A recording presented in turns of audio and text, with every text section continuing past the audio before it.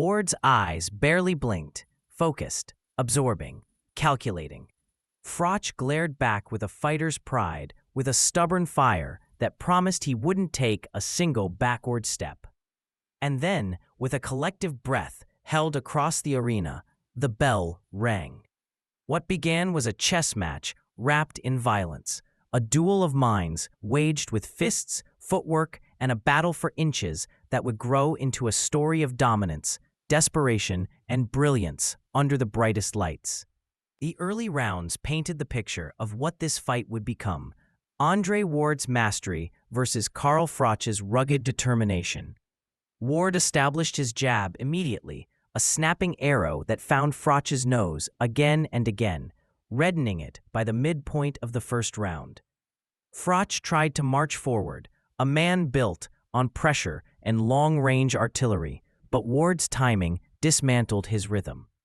The Oakland fighter stood in the pocket without fear, slipping, stepping, countering with a calmness that bordered on eerie. Every time Froch extended his reach, Ward answered with a compact left hook or a stiff right hand, the kind of punches that weren't thrown for flash, but for control.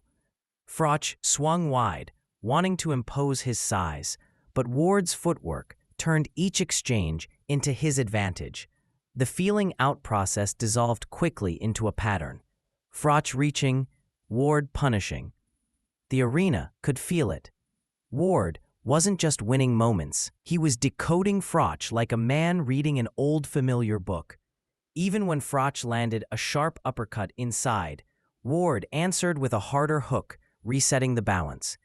Analysts at ringside began questioning whether Froch could solve the puzzle at all, as Ward dug to the body, then slid out of range, then stepped back in with the kind of precision that made Froch seem slower than the world had ever seen him. Every exchange felt like another layer peeled away from Froch's confidence.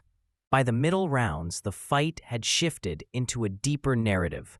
Andre Ward wasn't just outboxing Carl Froch. He was controlling him from the center of the ring, from the ropes, from inside the clinch, everywhere. Froch, known for making ugly fights, tried to drag Ward into the trenches, but Ward met him there and surprised everyone with how comfortable he looked. Each time Froch pressed forward, he was met with a tight, compact, punishing left hook. Ward's inside work was brilliant. Head against Froch's chest, hands free, ripping short shots that snapped Froch's head and frustrated his attempts to answer. Froch tried doubling the jab, tried looping in hooks, tried leaning on Ward's shoulders, but nothing disrupted the American's rhythm. Ward began layering his attacks, throwing double hooks, stabbing to the body, pivoting, then catching Froch with another stiff jab just as the Englishman set his feet. Froch's corner urged him to increase the pace, to take risks, to break through Ward's defensive shell, but every risk became a countershot. Every attempt became a lesson. The judges' unofficial cards widened. Ward had not lost a round in the tournament up to this point, and he wasn't losing any now. Even when Froch landed a clean right hand, Ward responded by landing two cleaner ones. His precision was clinical, surgical, the kind of performance that made analysts whisper about greatness in real time. As the later rounds approached, frustration began to creep into Carl Froch's movements. His punches grew wider, more desperate, more filled with urgency. He needed a moment, something big, something dramatic, something to tilt a fight that was slowly slipping through his fingers. But Ward never gave him that moment. Ward's jab continued to spear through Froch's guard, and his left hook became the defining punch of the night, repeatedly snapping Froch's head sideways. Even when Froch landed a solid right hand, Ward barely blinked, resetting and stepping back into the pocket with poised confidence. Froch, a man accustomed to dragging opponents into deep, ugly waters, found himself being dragged instead, dragged into a fight dictated by Ward's tempo, Ward's angles, Ward's intelligence, and the crowd could feel Froch's urgency rising. Every time Froch lunged, Ward punished him. Every time Froch tried to close the distance, Ward created space with subtle pivots, then dug a left hook into his ribs. Froch's face showed the wear. Swelling under the eyes, redness around the nose, frustration in the way he bit down on his mouthpiece between exchanges. Ward stayed calm, disciplined, unshakable. The fight was becoming a masterclass. By round 10, the fight had transitioned into a test of heart for Carl Froch, and a demonstration of mastery for Andre Ward. Froch came out with the desperation of a champion refusing to go quietly, throwing wide hooks, pressing forward, trying to bully his way into a breakthrough. But Ward answered with precision. Sharp lead left hooks, crisp right hands, and a defensive awareness that made him almost impossible to hit cleanly. Froch swung big, hoping to change everything with a single punch, but his shots skimmed past Ward's shoulders or bounced off his tight guard. Ward stepped inside, ripped combinations, then smothered Froch's counters. Froch landed a few strong right hands, but they came scattered, isolated, while Ward's counters came like clockwork. CompuBox numbers flashed, confirming what the eyes already knew. Ward was landing nearly 50% of his punches, an extraordinary percentage at this level and a testament to the accuracy that was dismantling Froch's confidence. The Englishman kept pushing, kept fighting with pride, but the gap between the two grew wider. Ward was in complete command, fighting mature, fighting smart, fighting like a man who knew greatness was within reach. His corner urged him to stay intelligent, to stay calm, to close the show without risking unnecessary danger.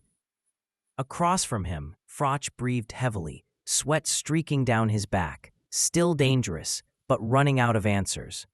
The 12th and final round rang out like the last page of a long, grueling chapter. Froch came out with urgency, swinging with the desperation of a champion who knew he needed a miracle. He pressed forward, trying to force Ward into a mistake, trying to summon one last moment of thunder. But Ward, calm as ever, controlled the space, slipping, countering, and landing the same sharp left hooks that had defined the entire fight. Froch ate another one, then another, but he kept coming, driven by pride. The crowd roared for both men, for Froch's heart, for Ward's brilliance. And as the final seconds ticked away, Ward stood in total control, landing clean shots, defending beautifully, and proving that he was not just a champion. He was a generational craftsman. The bell rang, and Ward raised his hands without arrogance, only with a quiet belief that he had done everything required of him. Froch nodded, exhausted but proud, knowing he had been beaten by the better man that night. Even after the announcement, the roar of the arena didn't fade, it transformed. It became a wave of appreciation, a standing ovation for two men who had just carried the sport on their shoulders for 12 unforgettable rounds.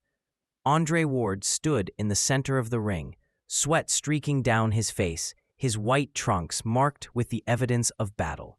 Yet, even in exhaustion, he radiated composure. This was his design. Every round, every adjustment, every calculated risk had led him to this moment.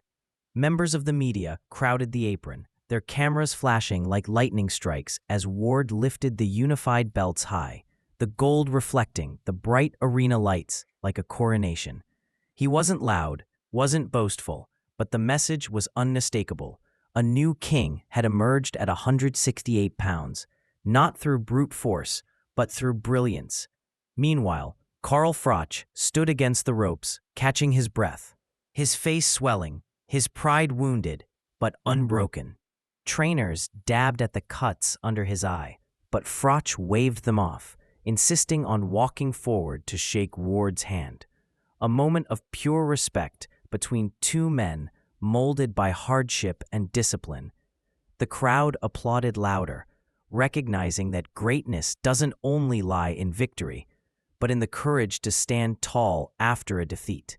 And in that instant, Atlantic City wasn't just witnessing a winner. It was witnessing the evolution of a fighter whose journey had been building towards something extraordinary.